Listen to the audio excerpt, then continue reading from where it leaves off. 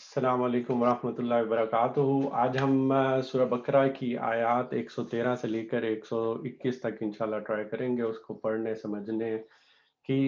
تو سب سے پہلے اس کی تلاوت کو ہم سن لیتے ہیں۔ وقالت اليهود ليست النصارى على شيء وقالت النصارى ليست اليهود على شيء وهم يتلون الكتاب كذلك قال الذين لا يعلمون مثل قولهم فالله يحكم بينهم يوم القيامة فيما كانوا فيه يختلفون ومن أظلم ممن منع مساجد الله أن يذكر فيها اسمه وسعى في خرابها أولئك ما كان لهم أن يدخلوها إلا خائفين لهم في الدنيا خزي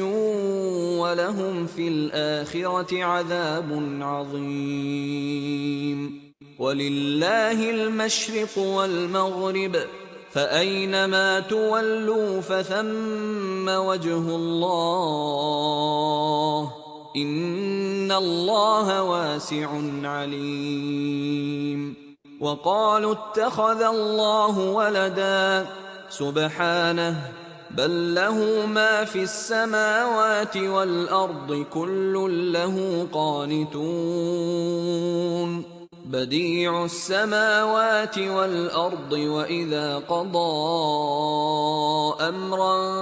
فإنما يقول له كن فيكون وقال الذين لا يعلمون لولا يكلمنا الله أو تأتينا آية كذلك قال الذين من قبلهم مثل قولهم تشابهت قلوبهم قد بينا الآيات لقوم يوقنون إنا أرسلناك بالحق بشيرا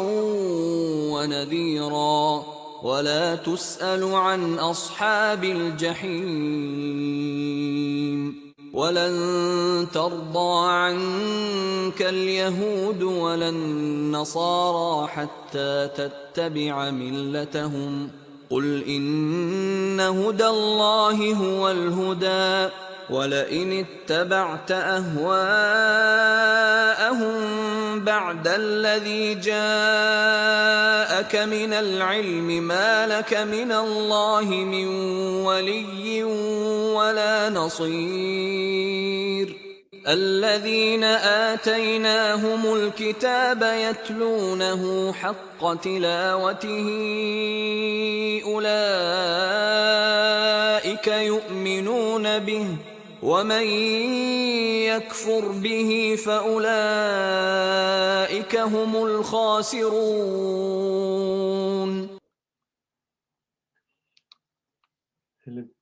تلاوت ہم نے سن لی، تو اب ہم اس کا ترجمے کی طرف چلتے ہیں۔ اس سے پہلے تھوڑا سا میں بتا دوں کہ اس سے پہلے ہم کیا پڑھتے ہوئے آ رہے تھے کہ بنی اسرائیل کے سارے واقعات بتائے گئے تھے اور ان کے اوپر اتمام حجت کیا جا رہا ہے، حق سچ واضح کیا جا رہا تھا، ان کے واقعات بھی بتائے گئے تھے۔ اور یہ آیات تھوڑی سی اس سینس میں بھی ہمارے لیے تھوڑی زیادہ اہم ہے کہ بھئی ان میں التفات اب اللہ تعالیٰ کا مسلمانوں کی طرف یا حضور پاک صلی اللہ علیہ وسلم کی طرف ہو گیا ہوا ہے۔ شروع میں اے بنی اسرائیل کہہ کے پورا مخاطب کر کے کہا جاتا تھا، لیکن اب تھوڑا سا توجہ مسلمانوں کی طرف اور حضور پاک صلی اللہ علیہ وسلم کی طرف سے ہوئی ہے۔ اور اس سے پہلے کیا کہا گیا تھا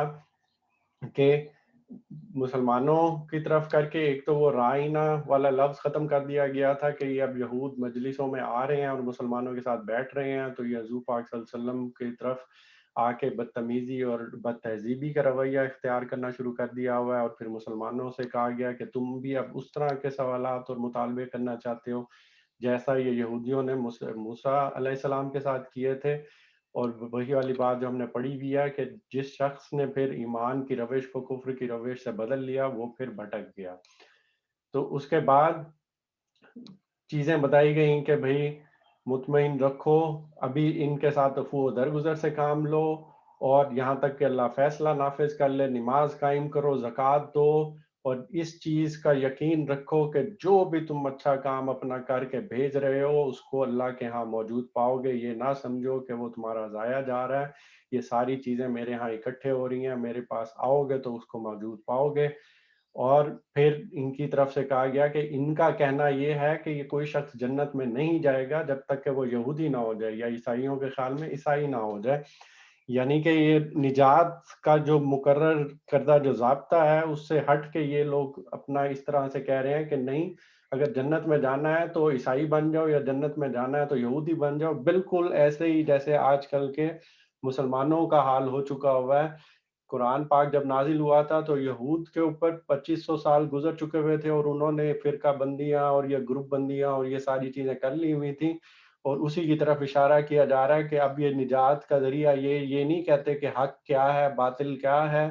اللہ تعالیٰ کا احکام کیا ہے، اللہ تعالیٰ نے کیا کہا ہے، کرنا کیا ہے، بلکہ یہ اس چیز پر لڑے ہیں کہ نہیں اب یہودی ہو جاؤ تو جنت میں چلے جاؤ گے، یا عیسائی ہو جاؤ تو پھر چلے جاؤ گے، جیسے مسلمانوں کے اب فرقے اس طرح کی باتیں کرتے ہیں، اس فرقے میں آ جاؤ گے تو جنت مل جائے گی۔ یہ نہیں بتائیں گے کہ بھئی حضور پاک صلی اللہ علیہ وسلم کی ہدایات پہ عمل کرنا ہے، اللہ نے جو سچ بات ہمیں بتائی ہے، حق بات، اس پہ عمل کرنا۔ تو یہ چیزیں، اور آخر میں بہت ہی کھل کے اللہ تعالیٰ نے کلیئر کر دیا ہوا تھا کہ جو بھی جو بھی اپنی ہستی کو اللہ کی اطاعت میں سونپ دے گا اور عملاً نیک روش پہ چلے گا، اس کے لیے اس کے رب کے پاس اجر ہے۔ تو یہ سلسلہ کلام تھا جو کہ چلتا ہوا آ رہا ہے، اور اب کہاں سے بات شروع کی ہے، پہلی آیت میں پڑھ لیتا ہوں۔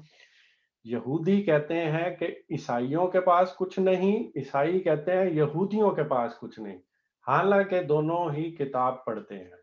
اور اس قسم کے دعوے ان لوگوں کے بھی ہیں جن کے پاس کتاب کا علم نہیں ہے۔ یہ اختلافات جن میں یہ لوگ مبتلا ہیں، ان کا فیصلہ اللہ قیامت کے روز کر دے گا۔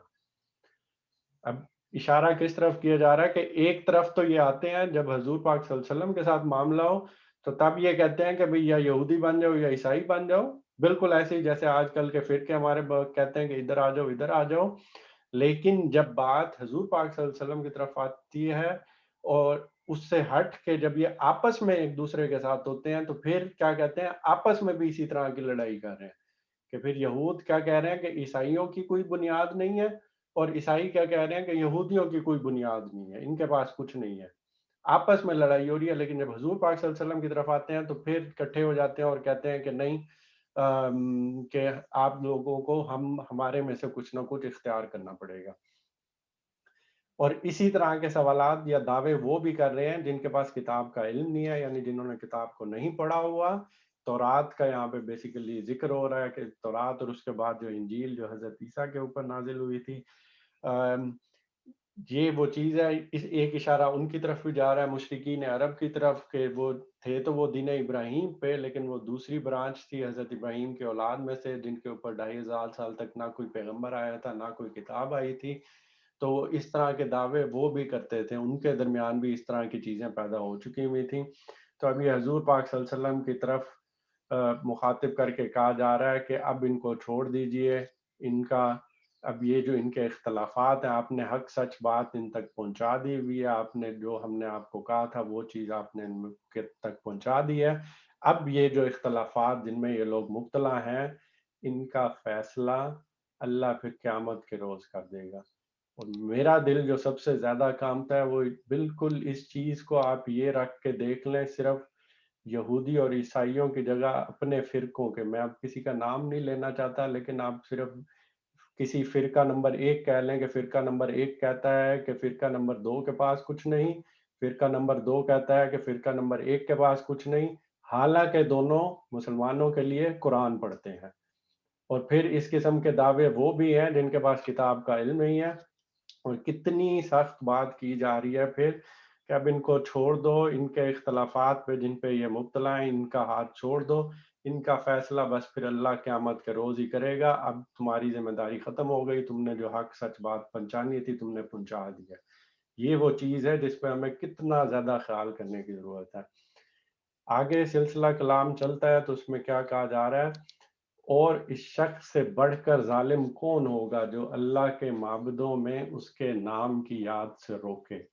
اور ان کی ویرانی کے در پہ ہو۔ ایسے لوگ اس قابل ہیں کہ ان کی عبادت گاہوں میں قدم نہ رکھیں، اور اگر وہاں جائیں بھی تو ڈرتے ہوئے جائیں، ان کے لیے تو دنیا میں رسوائیاں اور آخرت میں بھی عذاب عظیم۔ تو بنیادی طور پہ یہودی اور عیسائیوں کی بات ہو رہی ہے، تو ان میں ہوا کیا تھا، جس چیز کی طرف اشارہ کیا جا رہا ہے کہ یہودیوں کے بارے میں، بنی اسرائیل کے بارے میں ہم نے پڑھا تھا کہ وہ حضرت موسیٰ کی اس میں لیڈرشپ میں ہجرت کر کے فلسطین اور کنعان کی طرف گئے تھے، اور ان کے بارے میں سکیم بھی یہی تھی کہ وہ وہاں جا کے ایک عبادت گاہ بنائیں گے، بیت المقدس جس کو ہم آج کہتے ہیں فلسطین کے اندر وہ ہے، تو اس کو انہوں نے بنیادی مرکز بنانا تھا دین کا۔ مسلمانوں کا قبلہ اول بھی وہی ہے، کیونکہ دین اسلام اللہ کا شروع سے وہی چلتا ہوا آ رہا تھا۔ تو اب باہر کے لوگ تو بیت المقدس کی طرف ہی رخ کر کے نماز پڑھتے تھے، اور یہاں پہ ان کے درمیان اتنے اختلافات ہو گئے ہوئے تھے کہ وہ بیت المقدس کے اندر ہی عیسائی اس کو ایک فرقہ، یعنی کہ آپ کہہ لیں کہ وہ اس کو اپنا سمجھتا تھا، دوسرا اپنا، اور اس بنیاد پہ ان کے جھگڑے ہونا شروع ہو گئے ہوئے تھے، اور یہ ایک دوسرے کو اس اللہ کی عبادت گاہ میں آنے سے پھر روکتے تھے۔ اور اس چیز کی طرف اشارہ کیا جا رہا ہے کہ یعنی کہ دونوں کتاب پڑھتے ہو، دونوں دونوں کہتے ہو کہ ہم ایمان لائے ہوئے ہیں، اور اس سے بڑھ کے ظلم کیا ہوگا کہ اللہ کے معبدوں میں اس کے نام کی یاد سے روکا جائے اور اس کو ویران کیا جائے۔ یعنی کہ مسجدوں کو جس طرح اگر ہم سمجھنے کے لیے کہیں کہ مسجد کو ویران کرنے کی کوشش کی جا رہی ہے، اس سے بڑھ کے ظالم کون ہوگا؟ یہ وہ چیز ہے۔ اس کی ڈیٹیل بھی ہے، میں ٹائم کی وجہ سے شاید زیادہ نہ بتا سکوں، کہ اللہ کے نزدیک کسی بھی معبد گاہ کو، کسی بھی،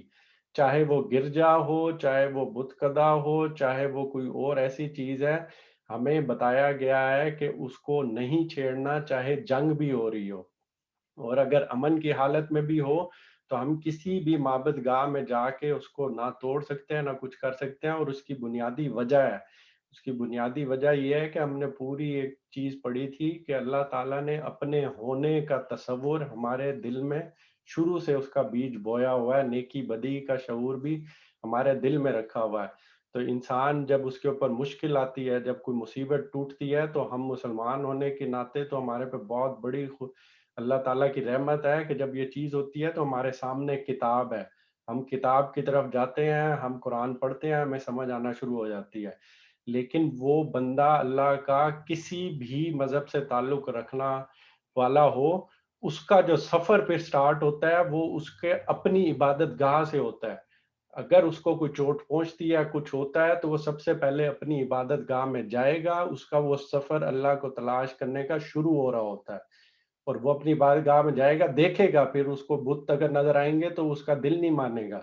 اور پھر وہ تلاش کرتا کرتا اس نے اللہ کی طرف پہنچنا ہے، جس کو ہم قرآن پڑھ کے فوراً پہنچ جاتے ہیں۔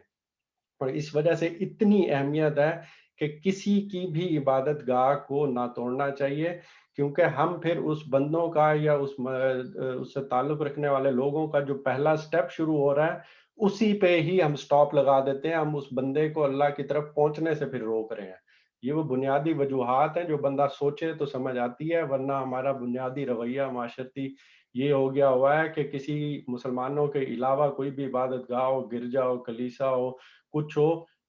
لوگ جذباتی ہو کے اسے جلانے میں، توڑنے میں لگ جاتے ہیں، اور یہ نہیں سمجھتے کہ اسی کے راستے سے ہو کے بندوں نے اللہ تک پہنچنا ہے۔ اور اسی وجہ سے جگہ جگہ پر قرآن میں بھی، سورہ جمعہ میں بھی آئے گا، اس کا ذکر ہوگا تو ہم پڑھیں گے۔ اور اگلی بات یہ کہی گئی ہے جو کہ ایک طرح سے یہاں پہ تھوڑا سا ایک ادھے ورڈ میں اونچ نیچ تھی، تو لیکن مودودی صاحب کی ہی ایک اور سائٹ پہ میں نے دیکھا تھا کہ یہ لوگ ایسے لوگ اس قابل ہیں کہ ان عبادت گاہوں میں قدم نہ رکھیں، اور اگر وہاں جائیں بھی تو ڈرتے ہوئے جائیں۔ تو اس کی ایکسپلینیشن میں انہوں نے تھوڑا سا مشرکین عرب کی طرف لے گئے تھے کہ مسجد یا اس طرح کی عبادت گاہوں کا جو قبضہ ہے وہ متولی ایسے ہونے چاہیے، یا وہ خدا پرست ہوں یا خدا ترس ہوں، تاکہ یہ لوگ جب جائیں شر پسند تو ڈرتے ہوئے جائیں کہ ان کی سزا ملے گی۔ یا دوسرے ایک اور عالم کے نزدیک وہ یہ بات تھی کہ کسی بھی عبادت گاہ میں کوئی بھی جائے تو وہ اللہ سے ڈرتا ہوا جائے، اپنے خالق سے ڈرتا ہوا جائے کہ وہ اب ایک ایسی جگہ جا رہا ہے جہاں پہ اللہ کا نام لیا جاتا ہے، جہاں معبود کا، جہاں خالق کا نام لیا جاتا ہے۔ اور پھر ان کے سزا بھی دیکھ لیں کہ کیا بتائی گئی ہے کہ جو اللہ کے معبودوں میں اس کا نام لینے کی یاد سے روکے۔ اور یہاں پہ ایک واقعہ بھی ہے کہ حضور پاک صلی اللہ علیہ وسلم کے پاس اس ٹائم پہ ایران سے ایک وفد آیا تھا، اور انہوں نے اتوار والے دن عبادت کرنے کی اجازت مانگی تھی۔ تو حضور پاک صلی اللہ علیہ وسلم کی طرف سے کیا کہا گیا تھا؟ حضور پاک صلی اللہ علیہ وسلم نے کہا تھا، میں نے یہ مسجد اللہ کی عبادت کے لیے ہی بنائی ہے۔ یعنی اس کو روکا نہیں گیا تھا کہ وہ ویران کریں یا کسی اور فرقہ آ جائے یا کچھ آ جائے اس کو منع کیا جائے، ایسا کچھ بھی نہیں کہا گیا تھا۔ ان کا جاؤ اللہ کی عبادت کرو، مسجد بنائی ہی اس لیے ہے کہ اللہ کی عبادت کریں۔ اگلی آیت میں اسی چیز کو آگے دیکھیں، اسی ترتیب میں ترجمے میں مشرق اور مغرب سب اللہ کے ہیں، جس طرف بھی تم رخ کرو گے اسی طرف اللہ کا رخ ہے، اللہ بڑی وسعت والا اور سب کچھ جاننے والا ہے۔ اب یہ نہ صرف ایک تو ویرانی کے در پہ ہو گئے تھے کہ ان کو آنے سے روک رہے تھے، بلکہ کیا ہو گیا ہوا تھا کہ بیت المقدس کے اندر جو رخ اختیار کرنا تھا، جس طرح سے ہم تو کعبے کی طرف رخ کر کے پڑھتے ہیں نماز، تو اس میں پھر ہوتا ہی ہے کہ ہم ساروں کا ایک سرکل میں ہوتا ہے۔ جب یہ بیت المقدس بنایا گیا تھا تو جو باہر نماز پڑھے ہوتے تھے وہ تو رخ کر لیتے تھے بیت المقدس کا، لیکن بیت المقدس کے اندر جب نماز پڑھنا ہوتا تھا تو رخ کا تعین کرنے کے اوپر بھی ان کا اختلاف ہو گیا ہوا تھا۔ تو حضرت عیسیٰ کی نسبت سے جو حضرت مریم کا وہاں پہ ایک اس طرح سے کہہ لیں کہ جہاں پہ وہ عبادت کرتی ہوتی تھیں، تو اس جگہ کو لے کے، اس حجرے کو لے کے عیسائیوں نے اس کا رخ مشرق کی طرف تھا، اس کی طرف رخ کر کے عبادت کرنے لگ گئے۔ جبکہ جو یہودی تھے انہوں نے کیا کیا کہ وہ بالکل ضد میں آئے ہوئے تھے، تو انہوں نے بالکل اپوزٹ مغرب کی طرف رخ کر دیا۔ اور پھر یہ دیکھیں کتنی مذاقہ خیز ایک ہو گئی کہ اللہ کی عبادت گاہ بنائی گئی ہے، اس میں وہی کتاب کا نام لینے والے ہیں، اور ضد میں اتنی آگے نکل گئے ہیں کہ بیٹھ کے کوئی سلوشن نکالو کہ دیکھ لو، اسی میں لڑائی شروع ہو گئی ہے کہ میں اس طرف رخ کروں گا، دوسرا کہہ رہا ہے میں اس طرف رخ کروں گا۔ اور اللہ کیا کہہ رہے ہیں؟ مشرق اور مغرب سب اللہ کے ہیں۔ مل کے بیٹھتے، ایک رخ ڈیسائیڈ کر لیتے، جس طرف بھی تم رخ کرو گے اسی طرف اللہ کا رخ ہے۔ اللہ تمہاری طرح جیسے کہنے کی بات کی جا رہی ہے کہ تنگ نظر نہیں ہے، اللہ بڑی وسعت والا ہے، سب کچھ جاننے والا ہے، اللہ کو پتہ ہے کہ تم لوگ دل میں کیا سوچ رہے ہو اور کیا کرتے پھر رہے ہو۔ اور پھر اس کے بعد اگلی چیز میں بھی اسی طرف اس کی کنٹینیوشن ہے۔ ان کا قول ہے کہ اللہ نے کسی کو بیٹا بنایا ہے، اللہ پاک ہے ان باتوں سے۔ اصل حقیقت یہ ہے کہ زمین اور آسمانوں کی تمام موجودات اس کی ملک ہیں، سب کے سب اس کے مطیع فرمان ہیں۔ ان میں سے ایک گروہ جس کو ہم جانتے ہی ہیں کہ حضرت عیسیٰ کا اگر یہاں پہ ذکر ہو رہا ہے کہ انہوں نے الفاظ کے معنی میں رد و بدل کر کے یہ کیا کہنا شروع کر دیا تھا کہ حضرت عیسیٰ اللہ تعالیٰ کے بیٹے ہیں، اور یہاں پہ پھر کھل کے اس چیز کو اپنے آپ کی امپورٹنس بڑھانے کے لیے یا اپنے فرقے کی یا اپنی ایک اس چیز کو زیادہ شو کرنے کے لیے یہ اس حد تک نکل گئے ہیں آگے کہ وہ کیا کہہ رہے ہیں کہ بھی اللہ کا ایک بیٹا بھی ہے، یعنی کہ ان کی بات مانی جائے۔ تو اللہ پاک ہے ان باتوں سے، اللہ کو اولاد کی یا اس چیزوں سے اللہ تعالیٰ بے نیاز ہے۔ اصل حقیقت یہ ہے کہ اللہ کو کسی اولاد کی، بیٹے کی ضرورت نہیں ہے۔ اصل حقیقت کیا ہے کہ جتنا کچھ یہاں پہ دیا گیا ہے زمین اور آسمان کے اندر، دونوں کچھ بھی جو بھی پیدا کیا گیا وہ سب کے سب اللہ کے ہی ہیں، وہ سب کے سب اللہ کے ہی مطیع فرمان ہیں۔ وہ آسمانوں کا اور زمینوں کا موجد ہے، اور جس بات کا وہ فیصلہ کرتا ہے اس کے لیے بس یہ حکم دیتا ہے کہ ہو جا، اور وہ ہو جاتی ہے، جس کو ہم کن فیکون سے بھی تعبیر کرتے ہیں کہ ہو جا، وہ ہو جاتی ہے۔ اس میں بھی بہت سمجھنے والی بات ہے، اس میں بھی ایک دفعہ پہلے بہت ڈیٹیل میں بالکل شروع میں نے کیا تھا کہ اللہ تعالیٰ نے جب دنیا بنائی ہے تو اس میں کچھ قوانین بنائے ہیں، ان میں سے ایک قانون ہے جو کہ صرف انسانوں کو دیا گیا ہے. اس کو مشکل الفاظ میں کہیں تو علت معلوم، قانون علت معلوم، یا جس کو آسان الفاظ میں کہوں تو وہ 2+2 کا قانون ایسے کہہ سکتے ہیں کہ جس کی بنیاد پہ ہمارا سارا سائنسی علوم کھڑا ہوا ہے، کہ اس میں کچھ قاعدے کے مطابق ہوتی ہیں چیزیں اور قاعدے کے مطابق نتائج نکل آتے ہیں، کاز اور افیکٹ کا، جس کو ہم کہتے ہیں انجینئرنگ لے لیں، میڈیسن لے لیں، جو بھی ہم علم لے لیں، وہ سارا اسی بنیاد پہ ہو رہا ہے کہ علم دیا گیا، اس کی بنیاد پہ کچھ نتائج نکالتے ہیں. ماچس کی تیلی جلاتے ہیں، آگ لگ جاتی ہے، آگ کو ہم کپڑے کو لگاتے ہیں، اور جب بھی ہم کریں گے یہ اس طرح کی چیزیں ہوں گی. تو جب یہ عالم الاسباب ہے، جب اس کے قوانین کا مطالعہ کرتے ہیں، اس کے نتیجے میں بہت سی چیزیں اخذ کرتے ہیں، بہت سے اقدامات کرتے ہیں، اور پھر اسی علم کی بنیاد پہ ہم نے بہت زیادہ، انسان نے غیر معمولی ترقی بھی کی ہے. یہ ساری جو ایجادات ہوئی ہیں، میں یہاں کھڑا ہو کے بول رہا ہوں، یہ الفاظ آپ تک بالکل اسی ٹائم پہ پہنچ رہے ہیں، تھوڑے سے ڈیلے کے بعد. ایک نئی دنیا کہہ سکتے ہیں کہ دریافت کر لیا ہے. یہ وہ قانون ہے جو علم اللہ تعالیٰ نے انسانوں کو دیا ہے. لیکن کن فیکون کا قانون جب بھی ذکر کیا جاتا ہے تو اللہ تعالیٰ بار بار یہ چیز بتانے کی کوشش کرتے ہیں، یہ قوانین میں نے تم لوگوں کے لیے بنائے ہیں، میں ان قوانین کا پابند نہیں ہوں. میں صرف کیا کہتا ہوں، کن، ہو جا، اور یہ پھر ہو جاتا ہے. اور حضرت مریم کا جب ہم قصہ پڑھیں گے آگے، دل نرم کرنے والا قصہ ہے، کہ اس پہ بھی یہی کیا تھا کہ حضرت مریم عبادت کر رہی تھی، اپنے حجرے میں تھیں، اور ایک بالکل اللہ کی طرف سے میسج آ جاتا ہے، ہم نے تمہیں چن لیا اور تمہیں اب ایک اولاد دی جائے گی. اور اس پہ ان کا جواب آتا ہے کہ اللہ، مجھے تو آج تک کسی مرد نے چھوا نہیں، تو کیسے مجھے کہہ رہا ہے، یہ کیسے ہوگا؟ تو اللہ تعالیٰ نے اس ٹائم بھی یہی کہا تھا، کن، میں کہوں گا اور بس وہ ہو جائے گا، اور میں تیرے ساتھ ہوں. یا وہ آگے ہم ڈیٹیل میں پڑھیں گے. تو یہ ساری باتیں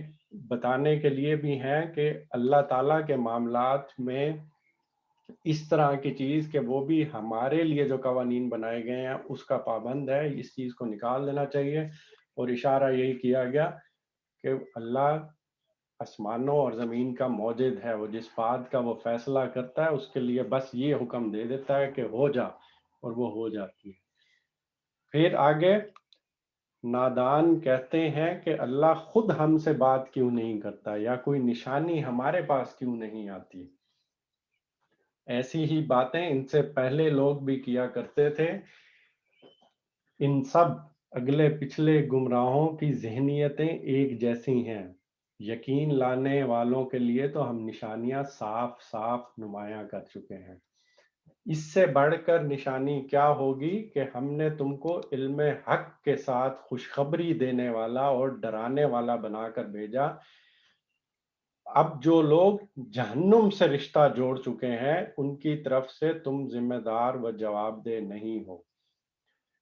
تب جو اعتراض کرنے والے کہتے تھے وہ یہ کہتے تھے کہ بھئی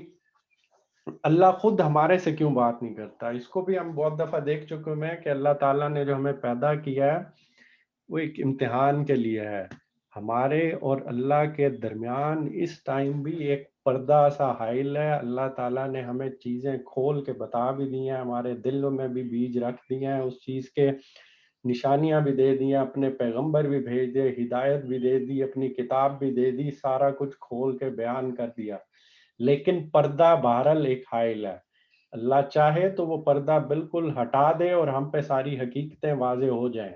لیکن پھر امتحان ختم ہو جائے گا، پھر جنت کا فیصلہ اس چیز پہ پھر نہیں کیا جا سکتا. تو یہ پردہ حائل رہے گا اور یہ اسی ٹائم ہی ختم کیا جائے گا. لیکن یہ لوگ اب انہوں نے نہیں ماننا، اعتراض کرنا ہے. تو پھر نادان، ان لوگوں کو نادان کہا گیا کہ یہ کہتے ہیں کہ ہمارے پاس نشانی کیوں نہیں آتی، کیونکہ پھر یہ عقل سے کام نہیں لیتے. جو علم دیا گیا ہے اس پہ نہیں. اس سے بڑھ کے کیا نشانی ہوگی کہ ایک اللہ کا رسول آیا ہوا ہے جو ان کو صحیح باتیں بتا رہا ہے، جس کے بارے میں پیچھے نشانیاں بھی ان کی کتاب میں بھی دی گئی ہیں، اور ڈرانے والا اور خوشخبری دینے والا بنا کے بھیجا ہے. تو اس کے بعد بھی اب یہ نہیں مانتے. تو اب جو لوگ جہنم سے رشتہ جوڑ چکے ہیں ان کی طرف سے تم ذمہ دار و جواب دہ نہیں ہو. کہ بات کر کے ختم کر دی گئی کہ دیکھو اب تم اس کے ذمہ دار نہیں ہو. اور یہاں پہ میں تھوڑی سی توجہ دلانا چاہتا ہوں آپ کو کہ ہم لوگ جو سورۃ تکاثر پڑھتے ہیں، انشاءاللہ ہم آخری جو سورہ چل رہی، آخری ہمارا سپارہ چل رہا ہے، اس کو اگر کنٹینیو کریں گے تو سورۃ تکاثر بھی آئے گا. یہاں پہ بھی اس کی دیکھنا کہ چوتھی اور پانچویں میں اسی طرح سے چھٹی آیات میں ذکر کیا گیا. اور اگر ہم عربی کے الفاظ میں غور کریں تو عربی کے الفاظ میں علم الیقین کی بات کی گئی ہے کہ یقین علم کی بنیاد پہ کرنا.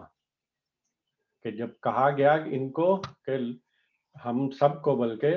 لوگوں کو زیادہ سے زیادہ ایک دوسرے سے بڑھ کر دنیا حاصل کرنے کی دھن نے غفلت میں ڈال رکھا ہے، یہاں تک کہ اسی فکر میں تم قبروں تک جا پہنچو گے، لبے گور تک پہنچ جاتے ہو.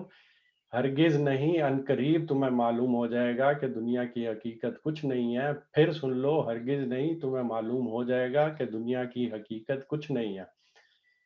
پھر یہ بات ذکر کیا گیا تھا علم الیقین کا کہ اگر یہ ہو ہی نہیں سکتا تھا کہ تم یہ ایک دوسرے سے بڑھ جانے یا زیادہ سے زیادہ کمانے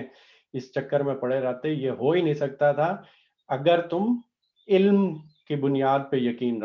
رکھتے، علم الیقین پہ کرتے. یہ تم اس طرح کر ہی نہیں سکتے تھے. لیکن کیا تم دوزخ دیکھ کر رہو گے؟ پھر سن لو، تم بالکل یقین کے ساتھ اسے دیکھ لو گے. پھر جو لفظ استعمال کیا گیا تھا وہ عین الیقین کا تھا کہ ایک علم الیقین کی بنیاد پہ، دوسرا عین الیقین کہ پھر اپنی آنکھوں کے سامنے تم دیکھو گے تو پھر یقین کرو گے. اس چیز کا ذکر بہت جگہ پہ قرآن میں دیا گیا کہ میں نے جو علم دیا ہے، میں نے نشانیاں دی ہیں، میں نے تمہیں یہ ساری باتیں بتائی ہیں، اس کی بنیاد پہ یقین کر لو. لیکن پھر سورۃ تکاثر ہم پڑھیں گے تو دیکھ لیں گے، پھر سن لو، تم بالکل یقین کے ساتھ اسے دیکھ لو گے. لیکن پھر کیا ہوگا؟ پھر ضرور اس روز تم سے ان نعمتوں کے بارے میں جواب طلبی کی جائے گی. یعنی کہ پھر سارا حساب کتاب ہوگا. اب آنکھوں پہ دیکھ لیا، اب یقین لاؤ گے تو پھر ساری چیزوں کی جواب طلبی ہوگی. ابھی موقع ہے، علم الیقین کر لو، علم دیا ہے، چیزیں ساری واضح کر دی ہیں، یقین لے آؤ. تو یہ وہ بتا رہے ہیں یہاں پہ علم حق کے ساتھ خوشخبری دینے والا بنا کر بھیجا ہے. نشانیاں اللہ ڈائریکٹ ہمارے ساتھ کیوں بات نہیں کرتا، اس چیز کو بھی کھول کے واضح کر دیا گیا ہے یہاں پہ. آخری دو آیات ہم اب دیکھ لیتے ہیں. یہودی اور عیسائی، حضور پاک صلی اللہ علیہ وسلم سے یہ کہا جا رہا ہے، یہودی اور عیسائی تم سے ہرگز راضی نہ ہوں گے جب تک تم ان کے طریقے پر نہ چلنے لگو. صاف کہہ دو کہ راستہ بس وہی ہے جو اللہ نے بتایا ہے، ورنہ اگر اس علم کے بعد جو تمہارے پاس آ چکا ہے تم نے ان کی خواہشات کی پیروی کی تو اللہ کی پکڑ سے بچانے والا کوئی دوست اور مددگار تمہارے لیے نہیں ہے. بھی ایک غور و فکر کرنے والی چیز ہے یہ آیت کہ یہ جو یہودی ہیں اور عیسائی ہیں، ان پہ تم نے ساری باتیں کلیئر کر دی، ساری چیزیں ان کو پتہ چل گئی، حق سچ واضح ہو گیا ہوا. اب جو رہ گئے ہیں، جو ایمان نہیں لائے، یہ تم سے اب ہرگز راضی نہیں ہوں گے. اور جب تک کہ تم ان کے طریقے پر نہ چلنے لگو، سمجھنے کے لیے آپ ایسے سمجھ لیں کہ جب ہم کسی مسلمانوں کے فرقے کی بات کرتے ہیں تو وہ حق سچ کی بات پھر نہیں ہو رہی ہوتی. پھر کیا بات ہو رہی ہوتی ہے کہ ہمارے فرقے میں آ جاؤ، ہمارے طریقے پہ چلنے لگ جاؤ. یہ بات نہیں کی جاتی کہ بھئی اللہ تعالیٰ کا راستہ کیا ہے. تو حضور پاک صلی اللہ علیہ وسلم سے مخاطب کر کے کیا کہا جا رہا ہے کہ یہ لوگ تو اب راضی نہیں ہوں گے، تم نے جو کہنا تھا اب کر لیا ہوا. ان کے نزدیک صرف یہی ہے، ان کے طریقے پہ چلو گے تو پھر یہ راضی ہوں گے. تو ان سے صاف کہہ دو کہ راستہ بس وہی ہے جو اللہ نے بتایا ہے. اب اس میں دیکھنا، غور کرنا کہ مسلمانوں کے لیے بھی کتنا بڑا سبق ہے کہ سارے مسلمانوں کے لیے جو نبی پاک صلی اللہ علیہ وسلم ہمارے لیے بھی لے کے آئے ہیں، اور یہ قرآن بھی ہے جس میں کھول کھول کے چیزیں بتائی گئی ہیں. اس میں کسی گروہ کا ذکر نہیں کیا جا رہا، کسی گروپ بندی کا، کسی فرقے کا، کسی ایسی چیز کا ذکر نہیں کیا جا رہا. بتایا یہ جا رہا ہے کہ راستہ صرف وہی ہے جو اللہ نے بتایا ہے. اور پھر حضور پاک صلی اللہ علیہ وسلم کے بارے میں بھی یہی کہا جا رہا ہے کہ اگر اس علم لانے کے بعد جو تمہارے پاس آ چکا ہے تم نے ان کی خواہشات کی پیروی کی تو اللہ کی پکڑ سے بچانے والا کوئی دوست اور مددگار تمہارے لیے نہیں ہے۔ اس کو بھی سمجھنے کی ضرورت ہے کہ حضور پاک صلی اللہ علیہ وسلم نے تو اپنی خواہشات کی پیروی نہیں کرنی تھی، لیکن یہ جو پیچھے تنبیہ کی جا رہی ہے اور جو اتنا خوفناک میسج دیا جا رہا ہے وہ یہودیوں اور عیسائیوں کو دیا جا رہا ہے کہ تم جب کہہ رہے ہو کہ ہم چنی ہوئی قوم ہے، ہمارے طریقے پہ عمل کرو گے تو نجات پاؤ گے، ایسا ہرگز نہیں ہے۔ اگر تمہارا خیال ہے کہ یہ سامنے حضور پاک صلی اللہ علیہ وسلم آئے ہوئے ہیں، یہ بھی اگر خواہشات پر اپنی خواہشات پر عمل کریں گے کہ جس کا علم ان کے پاس آ چکا اس کو چھوڑ کے خواہشات پہ، تو کوئی دوست اور مددگار اللہ کی پکڑ سے بچانے والا کوئی دوست مددگار نہیں ہے۔ تو تمہاری بھی یہ غلط فہمی ختم ہو جانی چاہیے کہ تم چنی ہوئی قوم ہو تو تمہیں جنت میں بھیجا جائے گا۔ اور کتنا بڑا میسج ہے مسلمانوں کے لیے کہ خواہشات کی پیروی کرنی ہے یا اپنے آپ کو اللہ کی جو اطاعت کے سامنے سر جھکا دینا ہے، جو اللہ تعالیٰ نے کہا ہے اس پہ عمل کرنا ہے۔ اور جو راستہ اللہ نے بتایا ہے، نہ کہ کسی گروہ نے، نہ کہ کسی اور بندے نے، جو راستہ اللہ نے بتایا ہے اس کے اوپر عمل کرنا ہے۔